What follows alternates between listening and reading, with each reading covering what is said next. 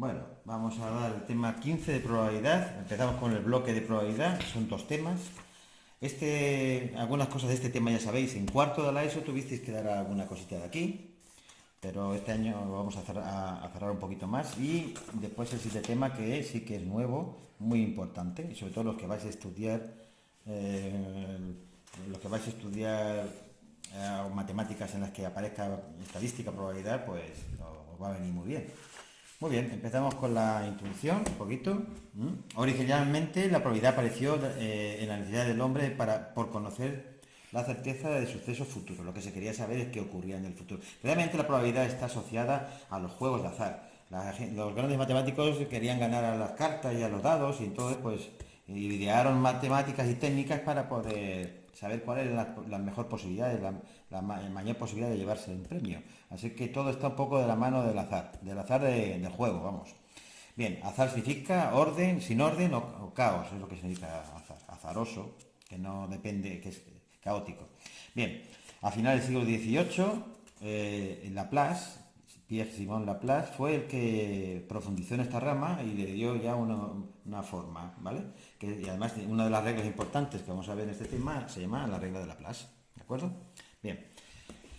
Eh, ¿Para qué sirve la probabilidad? Bueno, pues es un complemento importantísimo en el proceso estadístico. Sin él, la estadística no vale para nada. La estadística recoge datos, pero necesita la probabilidad para darle un poco, para sacar de ahí conclusiones, de inferir, de hacer inferencias. Bien, aparece la probabilidad y la estadística, pues aparece en la biología, en la medicina muchísimo, en la física. Bueno, ahora van a probar vacunas de coronavirus, necesitan estadísticas, modelos estadísticos para ver si funciona o no, ¿vale? O sea que la física cuántica, la electrónica, en la física de nuevos materiales, aparece en los medios de comunicación muchísimo, en los periódicos podéis ver probabilidad y estadísticas y encuestas y todo eso, la política, el control de calidad de maquinaria y de cualquier producto que se haga en una empresa, tiene que pasar un control de calidad. En fin, los juegos de azar, por supuesto, ¿vale? Concursos televisivos, esos concursos que gustan tanto, alguien los ha estudiado primero para que sepan la posibilidad que tiene de ganar el concursante, así que no creáis que esto está todo inventado.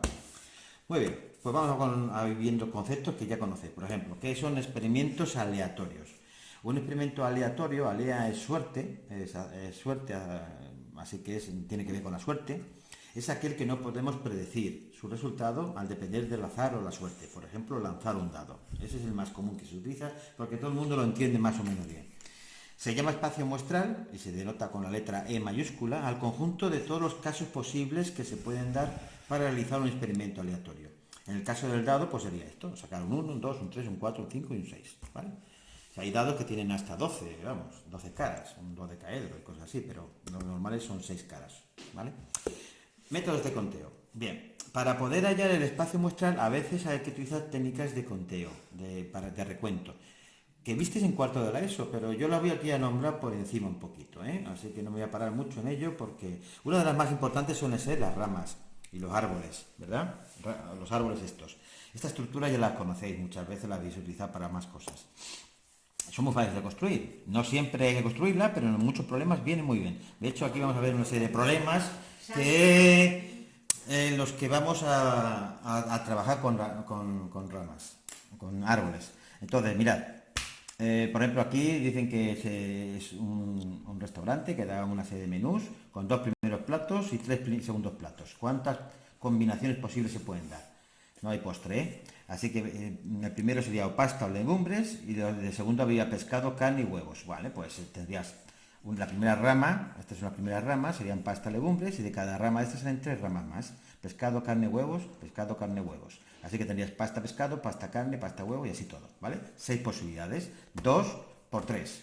2 ramas por 3 ramas, 6 en total, ¿vale? Bien, cada uno de estos se llaman ramas y cada uno de estos de aquí se llaman caminos. Cuando juntas varias ramas, este sería el camino pasta, pescado. Pasta, carne, es un camino. Si hubiera más ramas, pues el camino tendría 3 ramas, ¿vale? O sea, un árbol con ramas y caminos, que sería un conjunto de ramas que van una detrás de la otra. Muy bien, ya os digo que en cuarto de la ESO se dio todo esto que vamos a ver ahora. Combinatoria, variaciones. ¿Os acordáis de M elementos tomados de NN? Sin repetición, por ejemplo. Importa el orden en que se tomaban los elementos, no os acordáis de eso, ¿verdad? Al hacer los grupos importa el orden. Bueno, pues la fórmula la tenéis aquí para hallar las variaciones de de m elementos tomados, bueno, esto está mal, esto sería aquí una m y aquí una n, ¿eh? De m, n, vale, está cambiado todo, yo creo, m, n, aquí también sería m, n, m, n, bien, la fórmula es esta que hay aquí, pero también puedes utilizar esta que es más cómoda, sería m, el número de elementos, por uno menos, tantas veces, bajamos tantas veces, ¿cuánto? Como n, por ejemplo, variaciones de 5 tomadas de 3 en 3, pues harías 5 por 4 y por 3, ¿verdad? 5, 4, 3 porque estamos tomando de 3 en 3, lo escribo aquí para que lo veáis mejor. Variaciones de 5 elementos tomados de 3 en 3, pues serían 5 por 4 y por 3, en total, porque hay que bajar 3 porque la n es 3, ¿vale? ¿De acuerdo? Bien. Variaciones con repetición. Ahora los elementos se pueden repetir, los puedes coger varias veces. Por lo tanto, ahora la fórmula cambia, sería de esta forma. Variaciones con repetición de m elementos tomados de n en n, m elevado a n. ¿De acuerdo? Fórmula fácil. Permutaciones. Las permutaciones son un tipo de variación. Son cuando se cogen todos los elementos. Entonces importa el orden, porque es lo único que va a diferenciar un grupo de otro, en el orden que has colocado los elementos. Y las permutaciones son una permutación de m elementos es lo mismo que una variación de m tomados de m en m. La fórmula es m factorial, ¿de acuerdo? O n factorial si pones aquí una n, como la m y la n valen lo mismo, da igual. Y las combinaciones de m elementos tomados de n en n, aquí no importa el orden en que se cojan los elementos para hacer los grupos, acordaos, hacer un grupo con 20 niños, para hacer partidos de equipos de fútbol, de 5, pues ya sabéis, que da igual Pepe, Juan, Antonio, que Antonio, Juan, Pepe. ¿Qué más da? El orden, el grupo es el mismo. Así que aquí no importa el orden.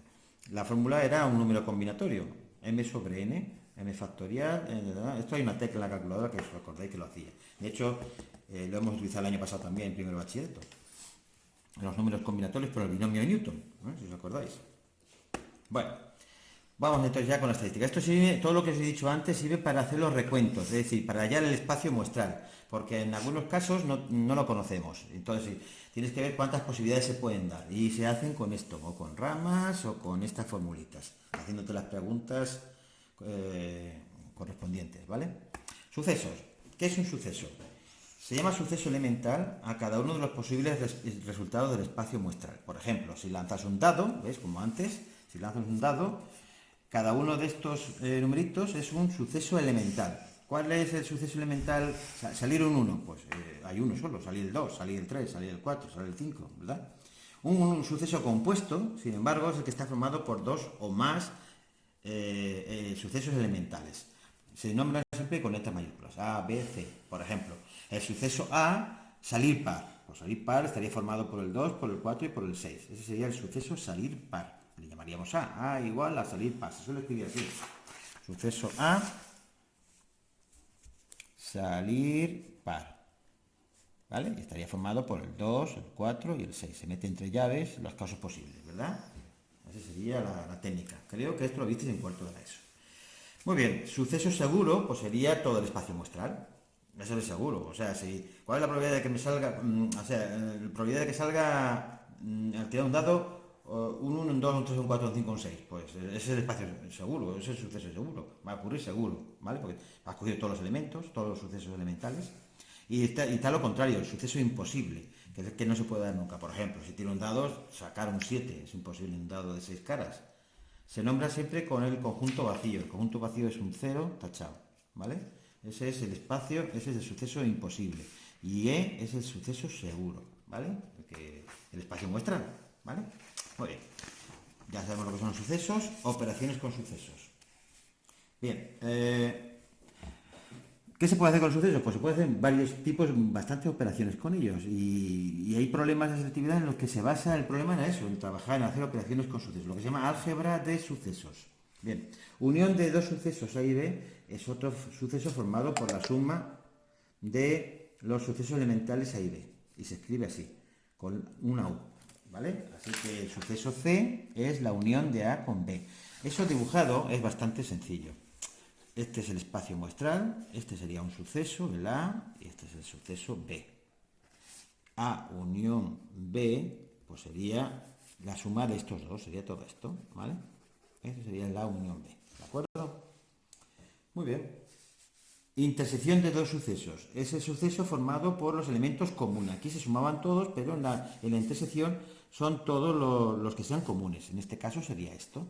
Este es el suceso A y este es el B. Perdón, A y B.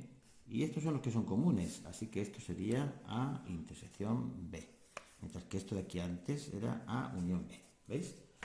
¿De acuerdo? Aquí sumamos todos los elementos de uno y de otro. Aquí solamente los que son comunes a los dos. ¿De acuerdo? Bien, cuando la intersección de dos sucesos es el suceso imposible, se dice que los sucesos son incompatibles. En caso contrario, se dice que son compatibles. Esto es muy importante porque si dos sucesos son incompatibles, significa que no se tocan, ¿vale? Así que la intersección de los dos es cero, el elemento vacío, o sea, el imposible, ¿de acuerdo? Se le llama incompatibles, pero si se tocan, se le llaman compatibles, ¿de acuerdo? Esto es importante cuando vayamos a ver una cosita después. ¿Qué es el suceso contrario o complementario? También se le llama. En algunos libros viene con en vez de poner una rayita encima, ¿veis? Este es el contrario, al complementario pone una C, ¿vale? El complementario es el suceso contrario, el que tiene los elementos que le faltan al otro. Así que, por ejemplo, si yo tengo el suceso A, el suceso complementario sería este de aquí, ¿vale? Todos los que están fuera. Este es el A, pues todos los que están por fuera es el... Esto es muy interesante. En muchos problemas de matemáticas vamos a calcular la probabilidad de que ocurra A, pero es muy difícil. Pero resulta que esta sí que es muy fácil. Así que de una podemos sacar después la otra. Vamos a calcular el contrario o el opuesto y después sacamos esto. Ya veréis que va a ser sencillo. Diferencia de dos sucesos. Bueno, pues la diferencia de sucesos es restarlos. Así que si tengo un suceso A y le resto B, la resta de 2 es A intersección el contrario de B. Esto con dibujos se puede entender. Mirad, ya tengo aquí el A y el B. A y B. El suceso A menos B es A que le quito B. Es decir, sería esto, ¿no? Sería esto. A le he quitado B, lo que tiene de B. ¿De acuerdo? Por lo tanto, daros cuenta que ese cachito es el mismo que esto. Es A intersección con el opuesto de B. Voy aquí a poner el opuesto de B, que sería este. Este es B, pues el opuesto de B es todo esto. Este es no B. ¿Vale? La letra también algunas veces se dice no. No B, B y no B. Lo contrario de B. Bien, si hace la intersección de este con este con este, esto que está por fuera de B con este, te da esto, resulta que da eso. Es un poquito difícil de ver, pero efectivamente ocurre eso. Así que cuando tengáis que hacer la resta de dos sucesos, podéis hacerla, si os hace falta, utilizar esta fórmula, ¿vale? Pone como A intersección el contrario de B. A veces igual lo podéis sacar directamente, pero si no sabéis cómo sacarlo, que sepáis que podéis decir que esto es lo mismo que esto, ¿de acuerdo? Bien, y por último las leyes de Morgan. Las leyes de Morgan son, yo dibujarlas es un poco rollo, pero la podéis creer, además son muy sencillas, mirad. El opuesto o contrario de A unión B es la intersección de los contrarios de A y B. Y la intersección de A y B, el contrario de la intersección de A y B, es la unión de los opuestos de A y B. Eso es jugar un poquito con los... Y esto en algunos problemas viene muy bien. Cuando vas a hacer cálculos de álgebra de sucesos, veréis que en algún caso podemos utilizar esto para poder llegar a lo que queremos, hacer estos juegos, ¿vale? Ya veremos algún problema en el que a lo mejor tenemos que utilizar estas leyes de Morgan, las dos que hay aquí. Y para acabar, vamos a ver ya dos cositas, que son, una cosita, que es la probabilidad de un suceso. Y las propiedades si me da tiempo, ¿vale? Y dejamos ya lo otro para el siguiente vídeo. Probabilidad de un suceso. Un experimento es regular cuando todos los sucesos elementales tienen la misma posibilidad de ocurrir, es decir, son equiprobables. Bien, hay veces que en un experimento la posibilidad de que ocurra cualquiera de los sucesos elementales es la misma. Lanzar un dado, la misma probabilidad de que salga un 1, un 2, un 3, porque si no está el dado cargado, es así, ¿vale? Entonces, cuando un suceso cada uno de los sucesos elementales tiene la misma posibilidad de salir, se le dice que es regular. Y ahí se puede aplicar lo que se llama la regla de Laplace. No en todos. En otros que no son regulares, no. Si hay en algún experimento hay más posibilidad de que salga un suceso elemental que otro, ya no vale esto. Entonces, para que todos tengan la misma posibilidad de salir. Bien, pues en un experimento aleatorio regular, la probabilidad de que ocurra el suceso A se puede calcular con esta expresión. Número de casos favorables a A partido del número de casos posibles. Es decir, Los casos favorables A, los que componen el suceso A partido del espacio muestral, la cantidad de casos posibles. Por eso hay que saber contar las técnicas de recuento que os dije antes, ¿vale? Nos hace falta algunas veces conocer el espacio muestral. Muy bien, pues es muy fácil. ¿Cuál es la probabilidad de que salga al tirar un dado un 6? Pues 1 entre 6. Probabilidad de que salga par. Esto no se pondría así, esto se pondría probabilidad de que salga A, donde A es salir par. Eso lo escribí así. Pues ¿cuántos pares hay? Hay 3 de 6. Un medio. ¿Vale? Esto se puede poner en tanto por 1, ¿eh? 0,17 más o menos. Esto es un 50%, esto sería un 17%. ¿De acuerdo? ¿Veis que es fácil? Pero es porque son regulares, ¿eh? Son experimentos regulares. Muy bien. Ley de los grandes números, y vamos a acabar pronto. Al realizar un experimento aleatorio muchas veces, infinitas, cuando haces muchas veces un experimento, la frecuencia relativa, que ya sabéis que no os acordáis de la estadística, la frecuencia relativa se obtenía cogiendo la absoluta y dividiendo por el tamaño, por la cantidad de veces que haces una cosa o el tamaño de la muestra, ¿no? La frecuencia relativa de que ocurra un suceso coincide con la probabilidad de que esto suceda. Vamos a ver, esto se llama la propiedad de la ley de los grandes números, se llama. ¿Qué quiere decir esto exactamente? Es muy importante. Pues mirad, si yo hago esto lo que hace es unir la parte teórica con la parte experimental. Si yo un experimento lo hago muchísimas veces, resulta que la frecuencia relativa acaba coincidiendo con la probabilidad. La frecuencia relativa es experimental, porque lo has hecho tú en el experimento, y la otra, la probabilidad, la has obtenido de forma teórica. Pues suelen coincidir las dos, o deberían coincidir, ¿vale? Mirad, aquí lo tenéis. La frecuencia relativa coincide con la probabilidad.